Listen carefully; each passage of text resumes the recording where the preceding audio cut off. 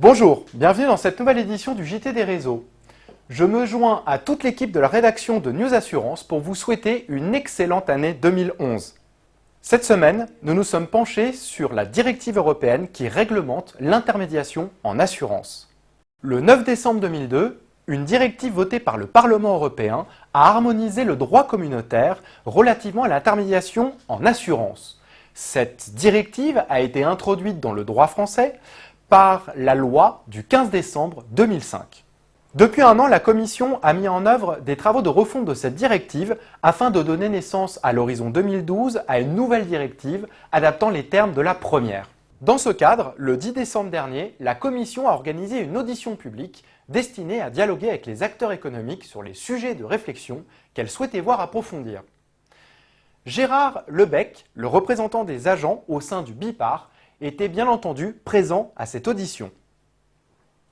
Je crois que ce qu'on pourrait dire dans un premier temps, d'abord, c'est peut-être merci à la Commission de nous avoir invités à participer à cette audition publique, parce que effectivement, c'est pas de droit divin, mais ça a été spontanément proposé, et je crois que l'idée, c'était effectivement d'apporter une contribution. Cette contribution, je crois qu'on a essayé de l'apporter pour ce qui concerne le BIPAR.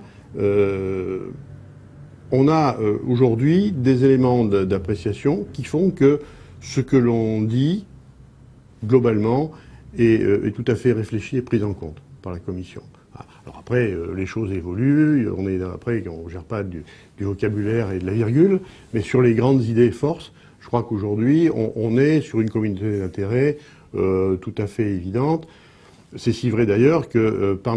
dans cette audition, il y avait un représentant du CA, Comité européen des assurances, qui est la fédération des fédérations de sociétés d'assurance, et sur, je dirais, 85 à 90% du propos que ce représentant du CEA tenait, on était tout à fait solidaires, d'ailleurs je l'ai dit tout à fait officiellement. Donc c'est dire aussi qu'il y a quand même une idée, on se fait une idée européenne de la pratique. L'objectif est de favoriser une meilleure activité transfrontalière et de renforcer la protection du consommateur, notamment sur l'information des produits d'assurance vendus. Pour cela, la Commission européenne souhaite davantage travailler sur la transparence et le conflit d'intérêts. Ce sont des points que nous explique Isabelle Monalafin du cabinet Astrée Avocat. Au cours de l'audience publique qui s'est tenue donc à la Commission européenne à Bruxelles le 10 décembre dernier, un certain nombre de sujets ont été abordés dans le cadre donc de la future refonte de la directive européenne. Des sujets qui ne sont pas nouveaux, mais dont l'un est tout de même assez épineux dans le contexte, en tout état de cause, des acteurs économiques de droit français, à savoir les problématiques de conflit d'intérêts et de transparence, qui sont des sujets qui ont quand même animé beaucoup les débats lors de la transposition de la première directive en France. La Commission européenne a abordé ces questions dans le cadre de 2 panels de réflexion. Le premier panel concernait la commercialisation des produits d'assurance dits classiques. Le second panel abordait ces questions dans le contexte de la vente de produits d'assurance que l'on appelle en droit communautaire PRIPS et qui signifie tout simplement des produits d'assurance qui contiennent des instruments financiers, ceux qui sont donc plus en relation avec ce que les banques peuvent commercialiser concurremment avec les entreprises d'assurance et leurs intermédiaires. Alors, tout d'abord, les acteurs économiques ont largement plébiscité la transparence dans le cadre donc, de leur intervention au cours de ces débats. Bon, ce qui signifie que, à la différence de ce qui se passait en 2005 lors de l'introduction de la première directive, les intermédiaires européens ont aujourd'hui acté du fait que le paradoxe énoncé par la Commission, qui consiste à dire « il n'est pas sain que l'intermédiaire d'assurance qui est censé agir dans l'intérêt de son client soit payé par le fournisseur, ou en tout état de cause, c'est un paradoxe sur lequel il faut réfléchir, eh bien, a priori, remporter la conviction de l'ensemble des acteurs, puisque les interventions, que ce soit du côté des consommateurs ou du côté des intermédiaires, ont été toutes pour dire il faut, dans le cadre de la nouvelle directive, introduire plus de transparence et plus d'explications sur le fonctionnement, effectivement, et l'identité des intermédiaires qui commercialisent les produits.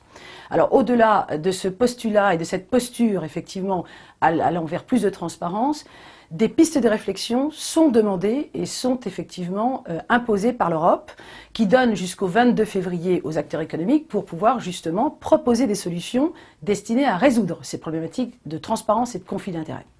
Alors, s'agissant des produits d'assurance classiques, On revient sur le sujet bien connu en France de la transparence des rémunérations. Et il est effectif que lors des débats, la principale idée qui a été effectivement proposée par l'Europe a été d'inciter les professionnels à accepter, ou en tout état de cause à réfléchir sur une plus forte transparence de leurs rémunérations. Bon, ce qui signifie que l'Europe a bien fait le lien entre conflit d'intérêts et rémunération. Dans le cadre des produits d'assurance contenant des instruments financiers, le projet est peut-être plus ambitieux et il appartient à mon sens aux professionnels de bien réfléchir à cette proposition qui est faite par l'Europe. Il s'agirait de transposer en droit français la directive qui a été effectivement transposée en droit français et en droit européen en fait pour la commercialisation des produits financiers, c'est-à-dire on calquerait sur le domaine de l'assurance les problématiques de conflit d'intérêts qui existent dans le secteur bancaire. À ce sujet, j'attire à titre personnel l'attention des acteurs économiques sur le fait que si tant est que les produits puissent avoir des similitudes en termes de nature de produits, il n'est pas certain que les mécanismes de rémunération dans la banque soient les mêmes que dans l'assurance, de sorte qu'il me semble que le processus de transposition, je dirais sans réflexion et sans identification des véritables situations de conflit d'intérêts, risque, à mon sens, de complexifier à outrance les conditions dans lesquelles les intermédiaires sont amenés à commercialiser ces produits, alors que, me semble-t-il, lors de cette audience publique, la Commission a également ouvert un panel de discussion sur la simplification des procédures administratives de commercialisation, ayant bien conscience que l'obligation d'information par écrit, telle qu'elle était proposée actuellement par les États membres de l'Europe, était parfois d'une complexité extrême et peu conforme à la défense des intérêts des consommateurs. Je vous rappelle que le JT des réseaux, votre nouvelle émission, est un rendez-vous bimensuel. Je vous souhaite une très bonne fin de semaine en lisant News Assurance Pro.